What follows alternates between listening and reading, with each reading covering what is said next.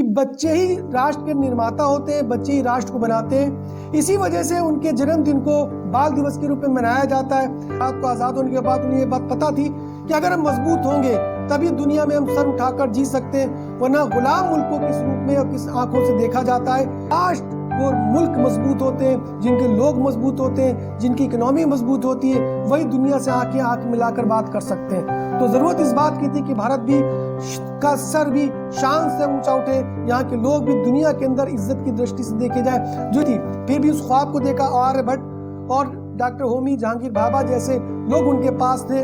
आने वाला दिन कंप्यूटर का होगा, आने वाला युग कंप्यूटर का होगा, डिजिटल होगा। तो कंप्यूटर शिक्षा को भी इन्होंने लागू किया और कंप्यूटर को भी चाहा कि आधुनिकरण के तौर में कंप्यूटर भी यहाँ पर इस्तेमाल हो और आगे इस्तेमाल होगा।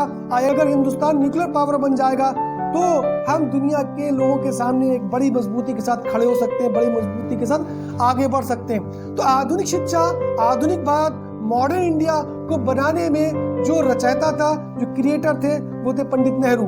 तो देश की एजुकेशन सिस्टम को, टेक्नोलॉजी को, अंतरिक्ष प्रोग्राम को, इन तमाम चीज़ों को उन्होंने फोकस करके उसकी नींव रख दी थी, नींव तैयार कर दी थी। और जितनी भी मॉडर्न एजुकेशन उस ज़माने में हो सकती थी, जो आज के लिए भी मॉडर्न है, एडवांस है, उस तमाम चीज़ों को उसी वक्त में शुरू किया गया था। अगर आप तलाश करेंगे और देखेंगे और देखना चाहेंगे तो जितनी भी हमारे यहाँ की जितनी भी तरक्कियात की जितनी भी चीज़ें हैं वो उसकी फाउंडेशन उसी वक्त में तैयार की जा चुकी थी। ये सब पंडित नेहरू और उनकी टीम का योगदान था।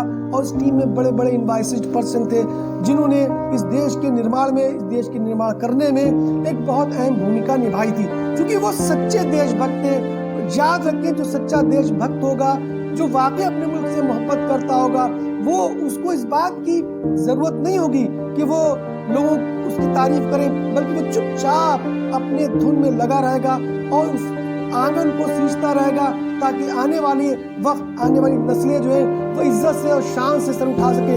हम सबको भी ये प्रण करना चाहिए, खासतौर से बच्चों को ये प्रण करना चाहिए कि जो हमारे डिफरेंट लीडर्स ने जो इस मुल्क को बनाने में, आगे बढ़ाने में जो ख्वाब देखा, क्योंकि नौजवान ही किसी भी मुल्क की ताकत होती है। और इस मुल्क की सबसे बड़ी ताकत, जिसे हम कह सकते हैं कि जो हमारा जो सबसे बड़ा रिसोर्स है, वो ये है कि हमारे यहाँ नौजवान नस्ल बहुत इम्पॉर्टेंट है, बहुत अच्छी पावर के साथ है। मोर देन 60% हमारे नौजवान हैं जो जिस तरफ चाहें हमारे देश के रुख को मोड़ सकते हैं। बस जरूर इस बात की है कि हम ये तय करें और बिल्कुल और दिल के साथ, इस बात से नहीं कि कोई हमें शाबाशी देगा, इस बात से नहीं कोई हमको छापेगा, इस बात से नहीं कि कोई हमको अवार्ड देगा, रिवार्ड देगा।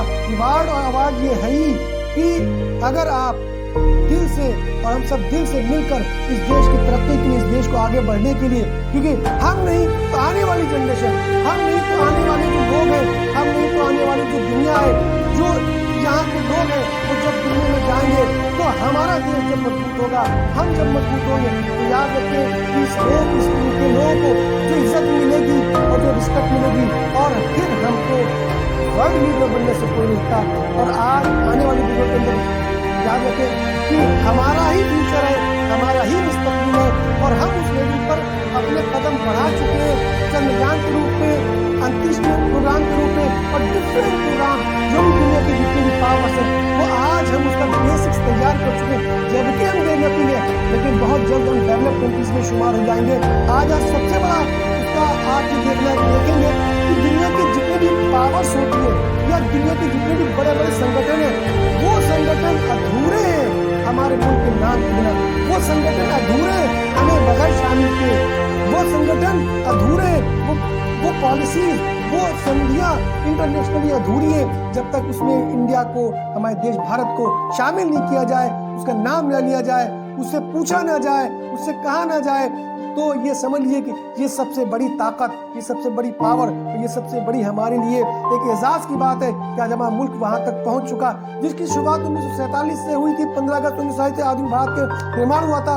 आज उस रूप में धीरे धीरे ऑन ट्रैक होते हुए आगे बढ़ता जा रहा है। बस हमको अपने देश को सामने रखना है, अपने मुल्क से मोहब्बत करना है, और मुल्क से मोहब्बत वही है कि हम हर इंसान अपने आप में पावर है, हम हर इंसान अपने आप में एम्बेसडर है, हर इंसान अपने अंदर एक स्किल लिए हुए जो ऊपर वाले स्किल के साथ भेजा है। जरूरत बात है स्किल